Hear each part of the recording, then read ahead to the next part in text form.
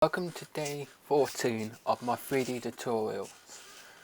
If we join me partway to this series, please refer to my website www.andrewb3d.com. Halfway down you will see my first 4 videos, or you can click here on this link here for further video tutorials, or you can click on the tutorial page and it will bring you to my other collection. Each page will have 10 videos. Since this is video 14, it'll be in my second page, which will be located in here, like so, and will be located here. If you want me to access and look at any of your assets, any of your models, and you want me to advise you, you can contact me on my email address a.b3d@outlook.com.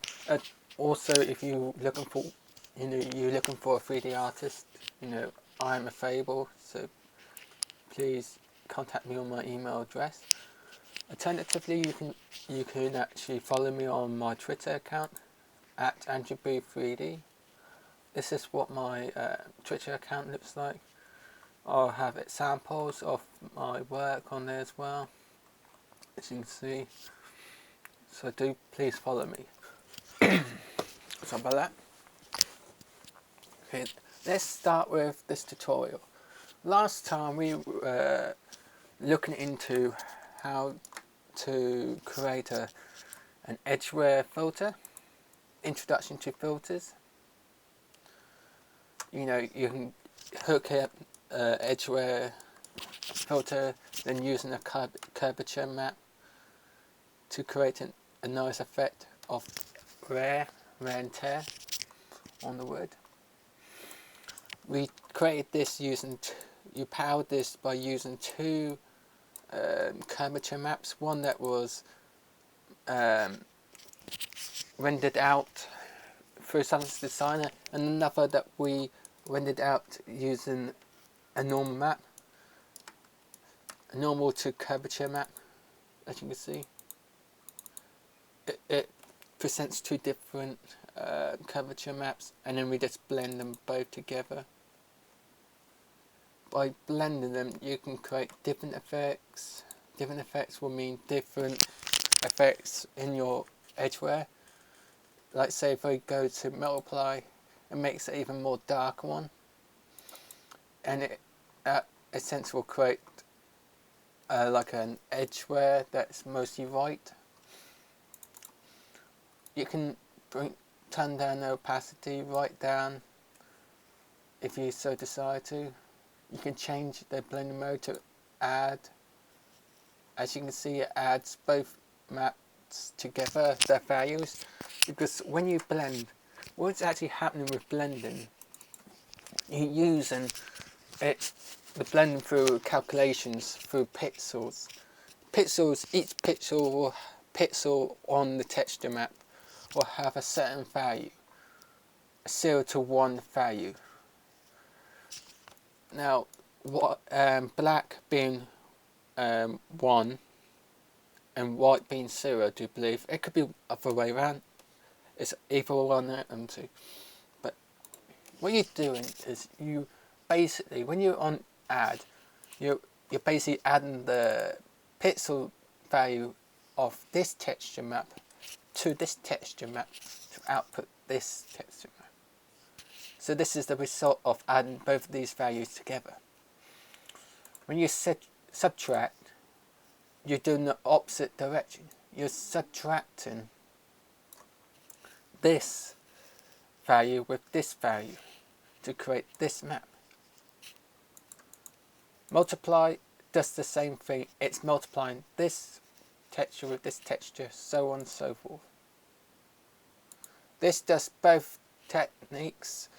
What this is actually doing, if I remember rightly, it's adding either the light values with the light values and subtracting dark with the dark. I do believe it's one of them two. I can't remember which way it is.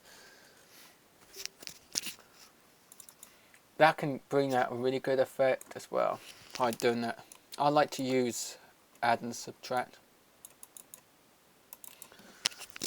When you get a texture, you know, edgeware that's too blocky like this,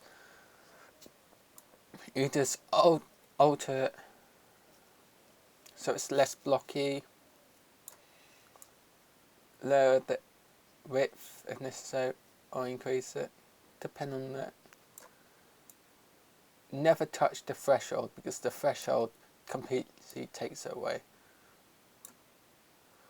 By increasing the contrast, you in a sense making them more blocky. So you just lower the level in the width.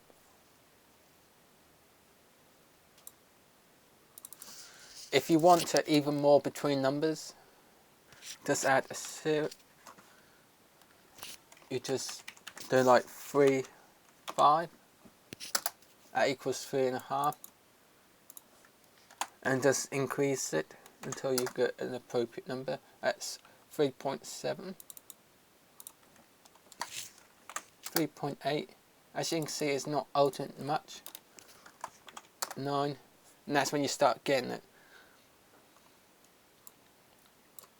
If you feel that's too much still, what you could do is go 8, 5. And it lowers it still.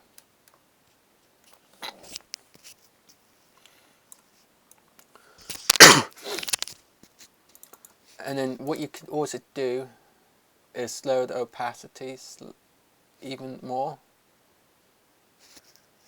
So by alternating between editing this blend node with the edgeware, you can create some interesting effects. And by changing the random seed, you can get even more different effects.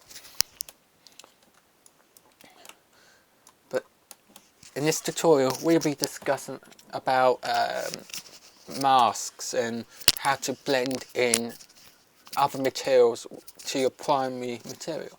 This wood is the primary material, but since I'm doing like a two-tone gold effect to the actual salt dispenser, which this is here, this is where the actual fun bit comes into, because you need to create the mask itself. To do this, you click on node, bitmap, and you can either create from new resources. You determine the size of it. So since the size of it is 1024 by 1024, choose the background color. Now, when it comes to the background color, you got to think philosophically. You know, in theory, what you want to be changing, because if you think about it, white is always passed through, but masks black is not. So you got to think on the lines, okay, what do I actually need? And what would be best for a background? If you're using this material a lot, it's better to start with white, and then block in the black to take away the gold. If you're not using it a lot, like you want the most of your wood, it's always good to start with the black, then colour in the white to allow it to shine through. You name it a conventional name. So for this, it'll be like salt mask or gold mask.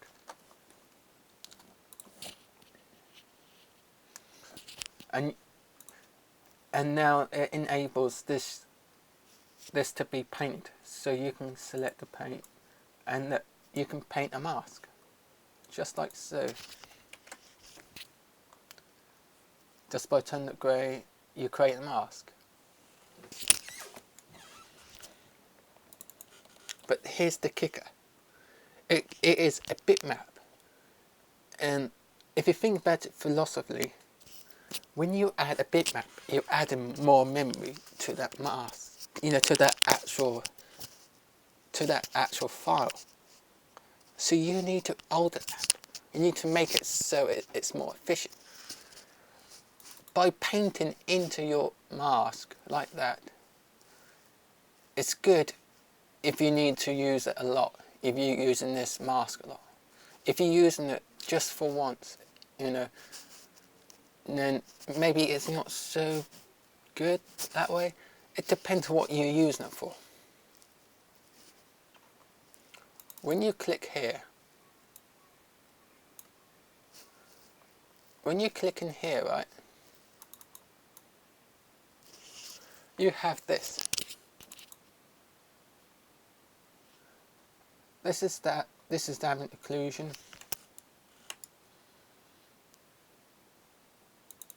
Which for some reason it's not plugged into that. So when you're looking through graphs, you'll see mistakes like that. And you will see mistakes in your own graph when you keep coming back to it and working on it.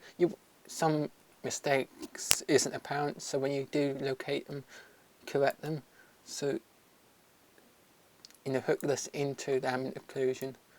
No, the ambient occlusion is no fitted. It's no correct.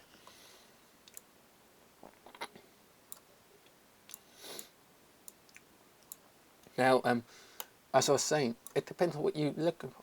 I tend to double click on my ambient occlusion because that brings in like a separate, the actual file. It actually shows you what you're doing. But there's also another trick. If you click this button here, you can actually bring up a background image to this viewer, this bitmap viewer. You've got to locate it. So you've got to locate your salt dispenser file, like so. And if you remember rightly, we saved a salt UV. The UVs of the salt dispenser. So open up, and you have it. That's the actual UV. You can make it more darker or lighter, but now you can actually see what's going on. Where's what? Now, you'll know for straight away that the thin bit here is the actual, is where it's going to be gone. So it's these tiny little bits, which is this bit here.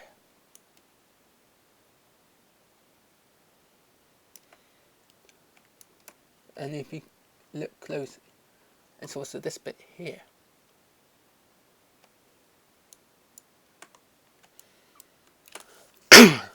To apologise, I've got a little bit of a chesty cough at the moment, so if I do cough, you know why. So now, what we do now, using this, we can do it two ways. We can then use this bitmap. Yeah, sure, we can paint white into these bits to allow the gold to come through. But you got to think, is that really efficient? Is that really efficient?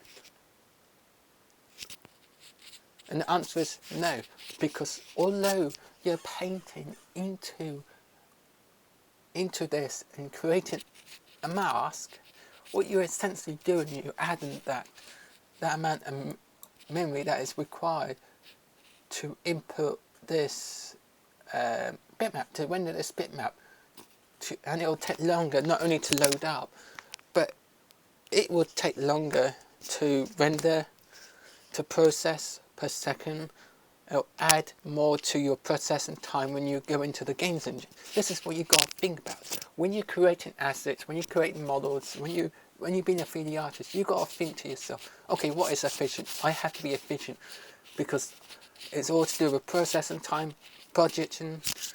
Every game will have a budget that you have to keep by. Every game has to go by a budget. It has to, because if not, it won't be a very efficient game. It won't run smoothly. It'll be very jerky. You know, the seconds, the processing time between seconds will just slow down, and it won't be efficient.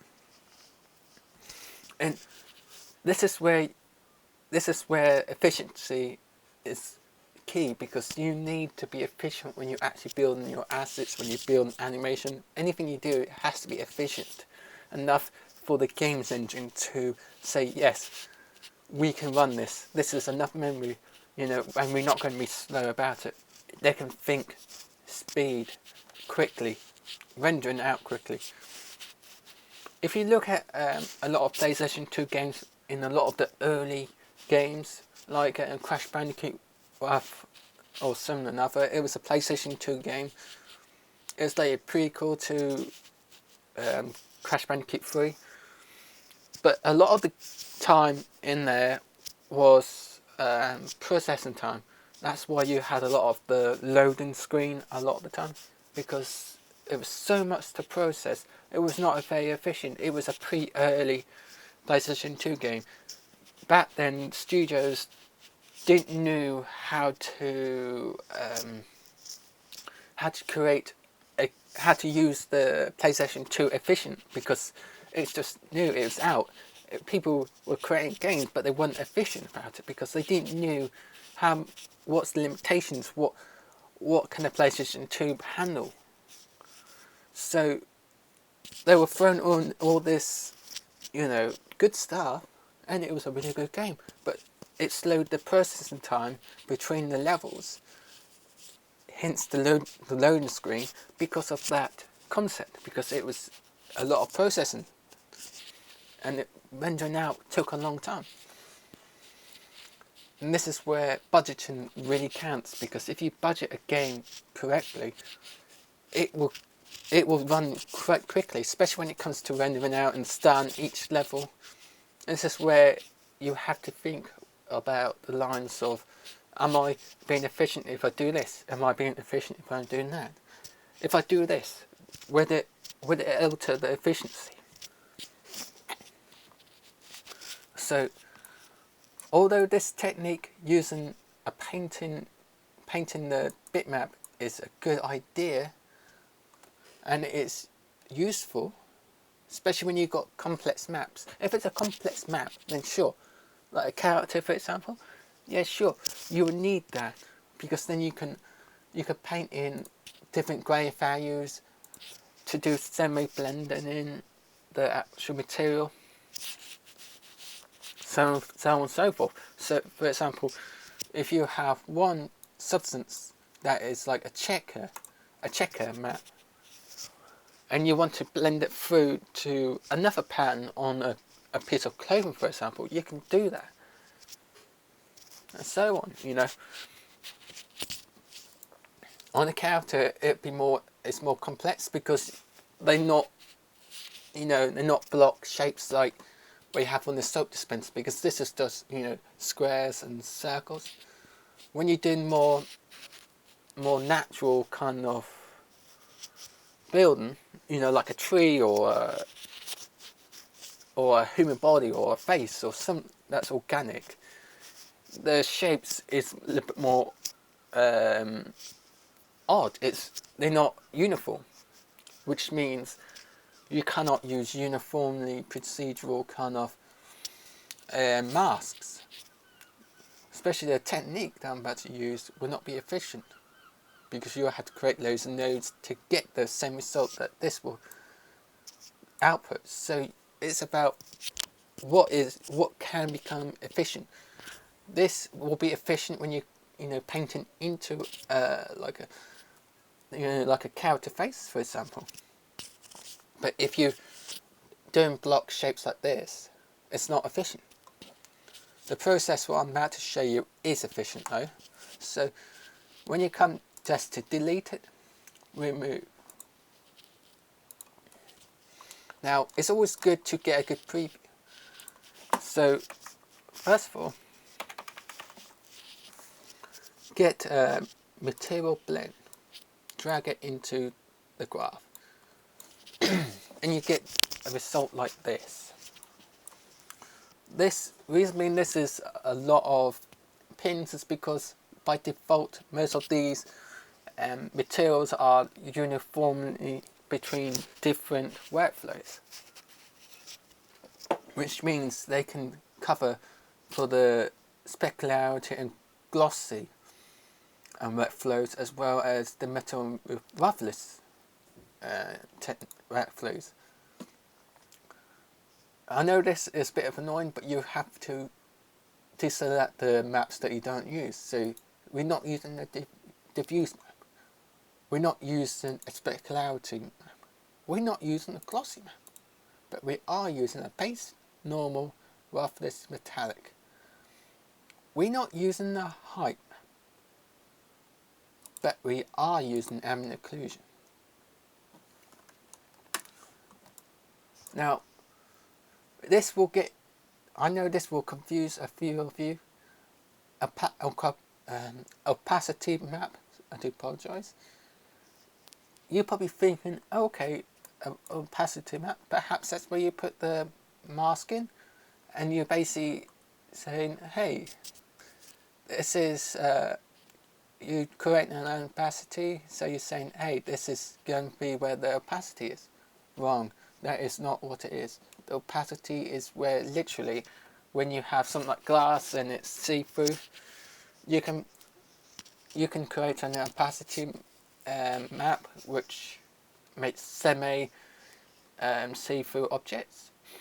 I will show you how to handle them kind of models in the future. So there's plenty of time, so that's for another day. So don't get confused. For the mask, it's for this grayscale mask right here. That's where you put the mask. So first of all, pressing 2, you hook up all the other metallic, all the other wires together, and hooking up this way. As you can see, just like before, this base material does not allow you to materially connect each one. That is because this is it's used a defined map, so you have to each individually do it. Hook them up like so. So click one and then bring them across individually like so. As you can see, not much has changed. The reason being there's two distinct pins here is because you're combining, just like the material blend here, you basically essentially doing the same thing here, just as you're doing to this material color blend here.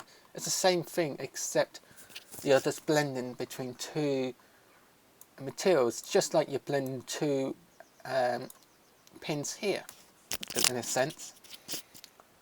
So you materially connect the gold to the output. As you can see, nothing's happening. You're probably thinking, okay, why is nothing happening? That is quite simple.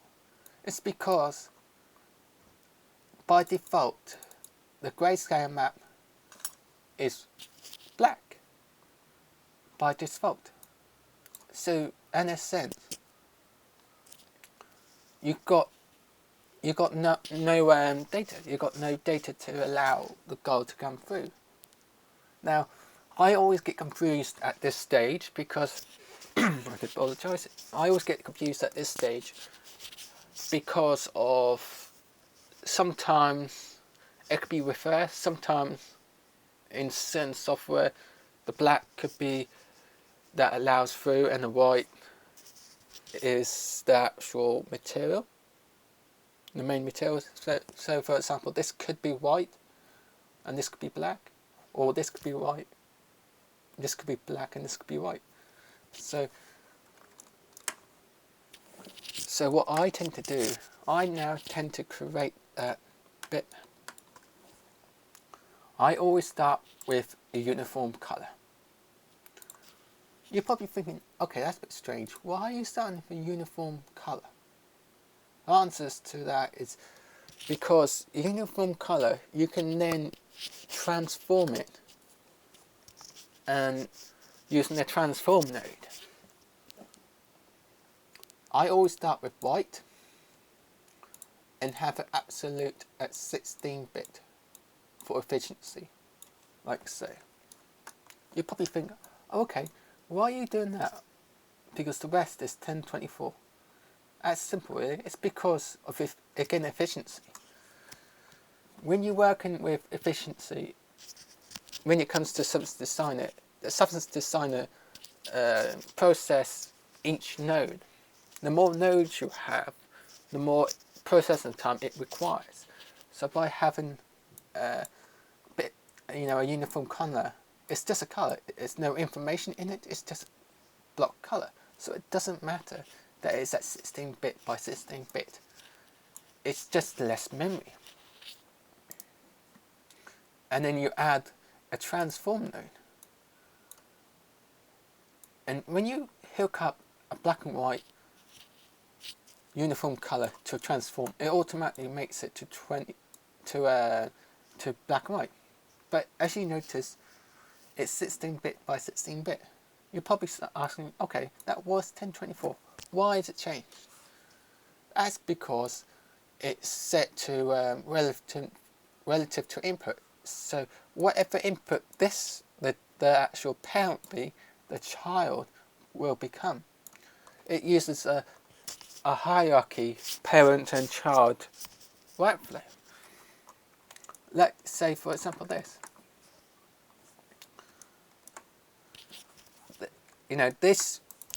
This blend node is set to relative to parent. Relative to input. So it's saying, hey, this input is the child. We will take notice to these nodes. And this is what this is happening. It's inheriting things from the actual child, the parent. What I call a parent. Relative to parent means this. It will take notice to what it's been input. So when you set things that's relative to parent, whatever settings these are enabled, this would inherit it. I do believe parent, it works from parent to child to child to child, that way.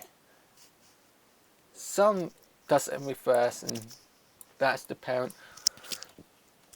And that depends on what software you use.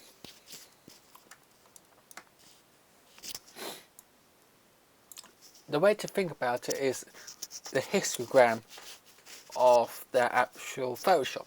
When you go in Photoshop, the top is always the parent. It's always the thing you've done last, the thing that's processed first. Then the one below it is the child, and that child is what created that parent, in a sense. I do apologise. So now, what you do for this, you set it to absolute. So you actually dictating that node saying, hey, I want you to be a certain size. So that's why I'm setting you at 1024. I'm saying to that node, hey, I want you to be 1024 resolution. Now this is where the transform 2D node comes to be very efficient, because you can size the actual the actual transform node, like so. This square is like a bounding box,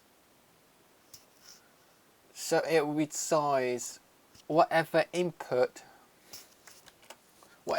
this has down to size. Because it's just a uniform color, that means it's going to create a square. So the trick is to modify that square to fit your UVs, like so.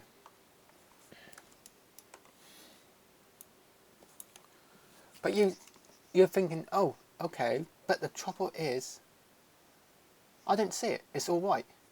That's because by default, the transform 2D node is repeating, tiling that rectangle upwards and sideways, making it completely white. To change this, you need to go to absolute and no tiling. As soon as you do that, it alters it. That's now a mask. It's created a mask based on the uniform color, transform it into a size, as you can see now. But then you also notice it's blurry around the edges.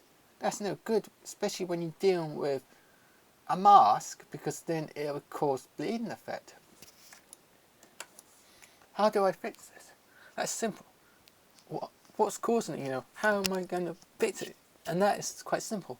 What's happening is you're taking the 16-bit map, and then you're stretching it to the specific size. And the reason being this bit is black is because the map color here, which is the background color of the transform node, is black. You can set it to white, and it paints it completely white, which takes away from the actual mask, which is not what you want. So to correct this is another node. We used it before, the levels node. The levels node is good for this, because when you actually move this white arrow here, which is the histogram of the transform node, by pushing it towards the black, it's making the whites more brighter. It's altering the contrast until you have that blocky colour, which is good for, masks. And then you go in and you alter the mask by altering the transform mode. But if you noticed, it's only doing part way.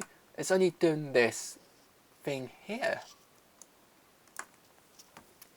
Now, the reason being, it's leaving this bit, it's doing this bit, but not this bit here. Because if I hook it up from here, now, you just noticed, I just hooked up and it's doing the reverse effect. That's because now, I was wrong in my calculations. At first, I calculated that's going to be the black and that's going to be the white, which then means that, which means this be white and this be gold. But I was calculating wrong.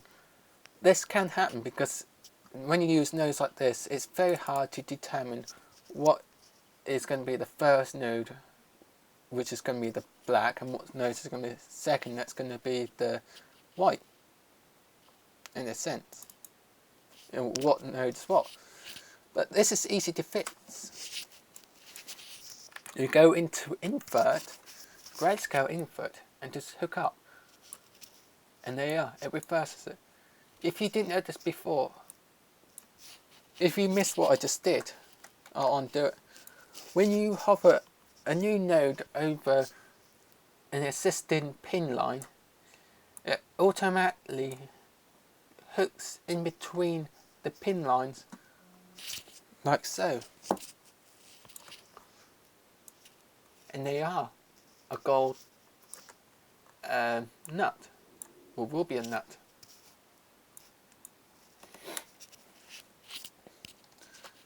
And it looks quite effective. But as you see, it's missing this bit. That's because this here is only covering the nut bit. It's not covering the stem bit, which is located here. So what you do, you copy the transform on levels node and you paste it. Then you blend both together. Use like so. Look it up. You don't notice any difference because nothing's been changed. You use the add because you add in the white with the black. In sense, you're adding the 1 to a 0 that makes white, basically. So you're basically adding this white bit here. These two whites together. But the reason being it's not being picked up here is because it's the same. It's exactly the same. It's in the same position, so there's nothing to alter. So you go into your transform node, and that's when you start editing it out, changing it, making it better. And as you can see, it's done what we need. And you got to make sure it doesn't bleed into other shells, in a sense. And there you have it, a gold band on the actual material.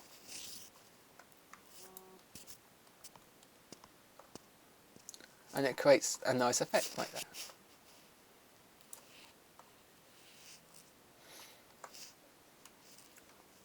Now, when you get a round shape, it's slightly more complicated because you can't just, when you're working from a white shape, you know, a uniform color, when you transform it, it only does block colors.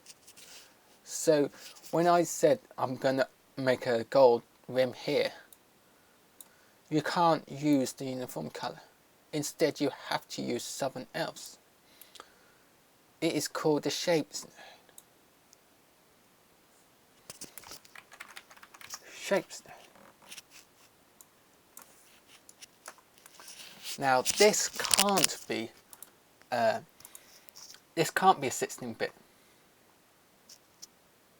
because when you put it into the transform node, it'll make it too blurry and it'll lose the shape of what you're looking for.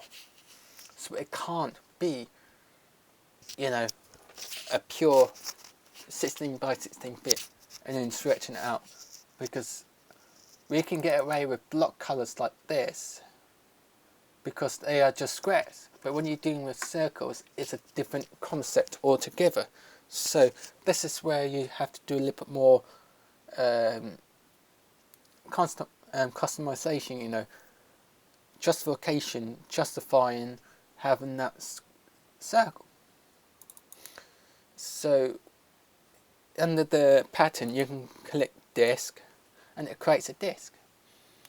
Alter the size of it like so, and then go to transform.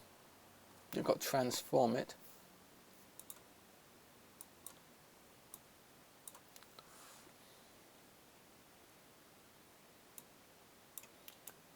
and then you've got alter the shape of it. Now as you can notice, it's overlapping on the edges here, and this is because the tiling is enabled, so absolute no tiling. And then you've got alter that like so.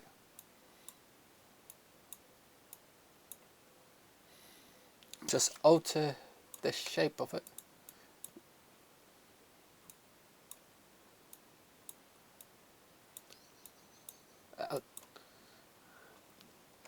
That'll do.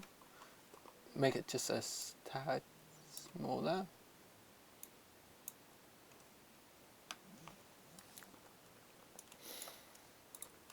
And then if I'm making a ring, I'm now got to copy that, invert it,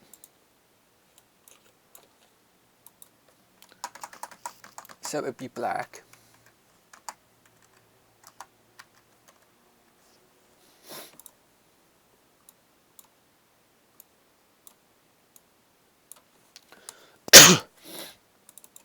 To apologise.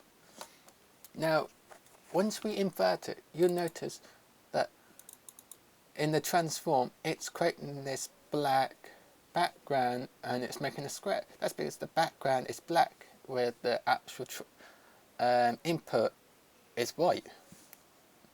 So when it's transforming it down and resizing it, it's altering that actual size of the actual image, not the background. So it's creating like a square. You can get rid of that square shape by changing the matte color to white, and it completely gets rid of it. Then blend both of them together. You're probably thinking, why are you blending it part way? Because as soon as I add multiply, it takes it away. That's simple. I'm doing that so I can see the effect immediately in the actual blend node. So you just go in and you resize it, the circle, so it just creates like a little white rim.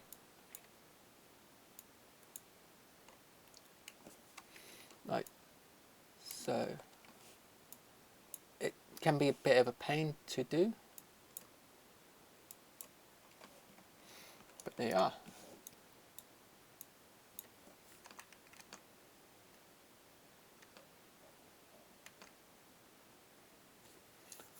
And as you can see, it's just going around edges like so.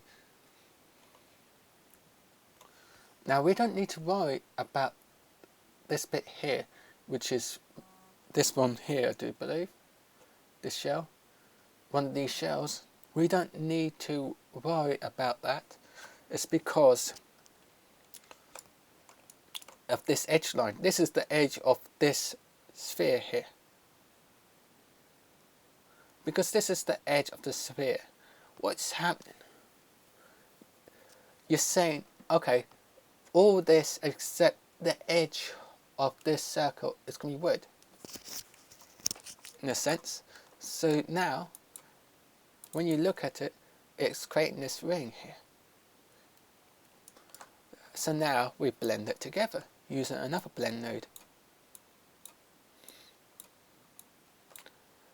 We're using a lot of nodes to create a simple mask like this. Just copy and paste. I know you're using a lot of nodes to create a simple effect, but it's more efficient this way than it is to create a bitmap and then using the bitmap to paint in the effect. And as you can see, there's the effect.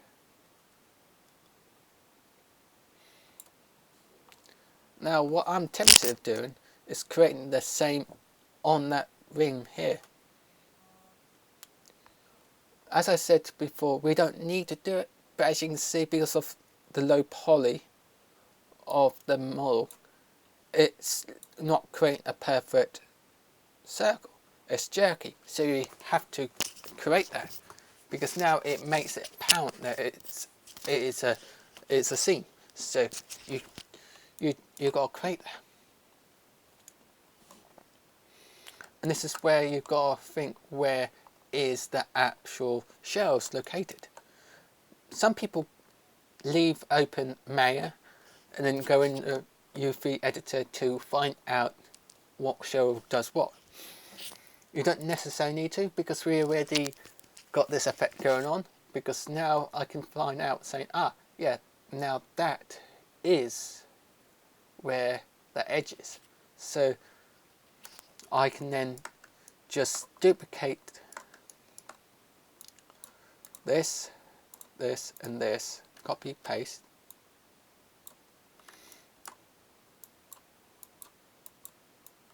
like so. Another blend node,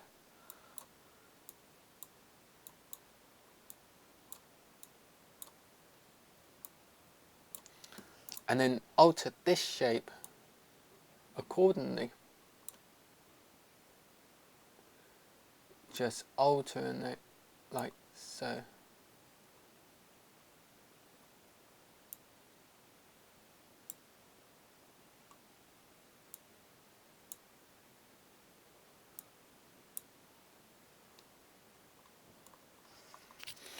Yeah, it makes it a little bit more better. It's not so pointed.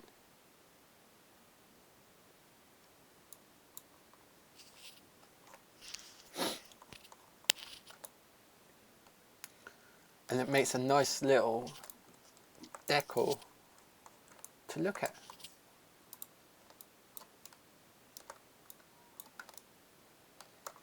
Now, I will now use these two maps to drive normal and occlusion maps, using these to create the normal and occlusion maps. You're probably thinking we don't need to, but yes we do, because the data is not in here. Because all you're doing is you using these maps and saying, hey, blend this with this. There's no height data, there's no data to say how high it is, if there's any light in the shadow areas. So from this you just use the normal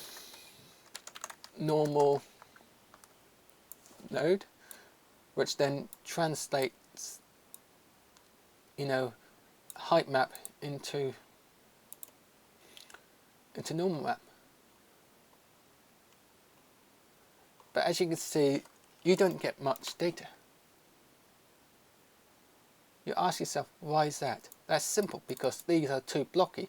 You need a little bit of a blur to it. So you add a blur. You add blur HQ grayscale. Now you're probably asking yourself, okay, why not just the blur HQ? This blur HQ does color, where the grayscale does just grey. And then you're probably thinking, okay, but why is there another blur node here? This blur node is a default one, where you right click, add node, and it's right locate there. But that quality in that node isn't as good. The processing power is slower, which means it's more efficient, but the quality is not as strong, which means in a sense you're creating a really bad node. So it's a trade-off. What do you want? Do you want a more efficient one, or one that's more better? I always trade up saying, okay, I want quality over, you know, efficiency when it comes to blur. And you just blur it. You turn it down really low, so it's just doing a slight blur and up the quality. And here you increasing that actual the normal information, like so. You can lower the intensity if so desired. Now on these bits here, it doesn't matter if there's a normal information attached to it, because they are bits where normal doesn't matter. You know, you don't need normal here or here. So then we then combined the normal map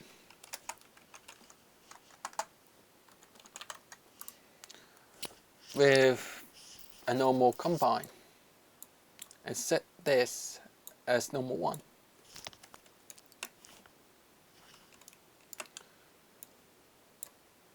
When you do that, you got to think, okay, but what now? That is simple. You got to hook this up to one of the normal maps, but you got to think carefully about it, because you can't just use this normal map if it's the gold bit, which it is, because the gold bit, in a sense, this bit here will be taken away by the mask. So you got to use this normal map and then combine in. As you can see, it creates an indented normal map. That's because we used the wrong version of the mask.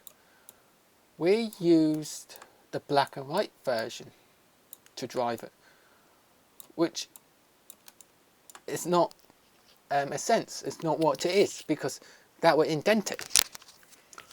Because if you think about it philosophically, the black is pushed back where the white is pushed forward.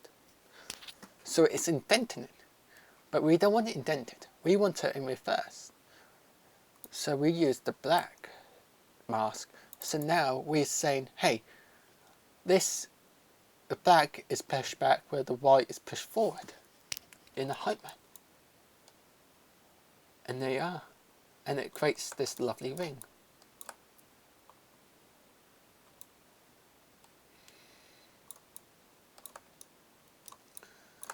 And from here, I think I should leave it, because now, by the end of this lesson, we've literally gone through.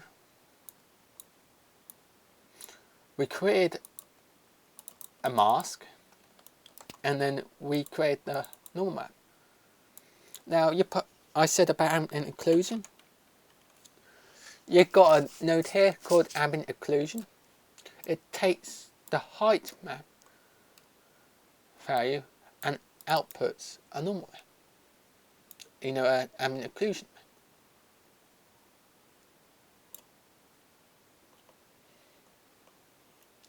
And then you alter the mid range and the height, and then you blend it through the ambient occlusion, just like you did with the normal map. You do it with the ambient occlusion with a normal blend node,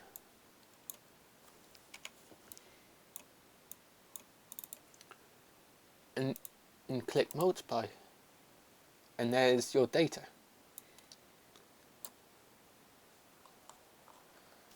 So you probably won't notice any difference only around this bit here, because all the ambient occlusion data is here, which is not on the actual model, so it's not being touched, and it won't be touched because, in a sense, what is happening is, hey, this is all the same ambient occlusion. And now when you go to ambient occlusion, you see that it's blocky here. Why is that? Well, that's simple. Because we're now using a blend node here, material blend node here, the ambient occlusion is white. It's because of this gold material is white. So to change that, you're going to use a define ambient occlusion, then feed through the ambient occlusion to the ambient occlusion slot, and they are. But now you notice that the actual word texture has come through. That's because we feed it from this ambient occlusion with the word effect. This is where you need to be careful. So you don't use that one. That's not what you do. You use this normal map here without the word effect. There you are. It created a nice ambient occlusion. Now from here, it's created a nice little acid with a gold rim. I will leave it to here today, and we will touch on this tomorrow. I'll be going through more in depth with masks using a bitmap. You're probably thinking straight off the bat, you just said don't use bitmaps, but this is a different kind of bitmap. This is a decal bitmap where you grey pack it as well. I'll show you all this in Photoshop. This is where you use Photoshop for this kind of texture. So I will show you how to create a more advanced, labyrinth, complex kind of mask. So until then, have a good day and thank you for watching.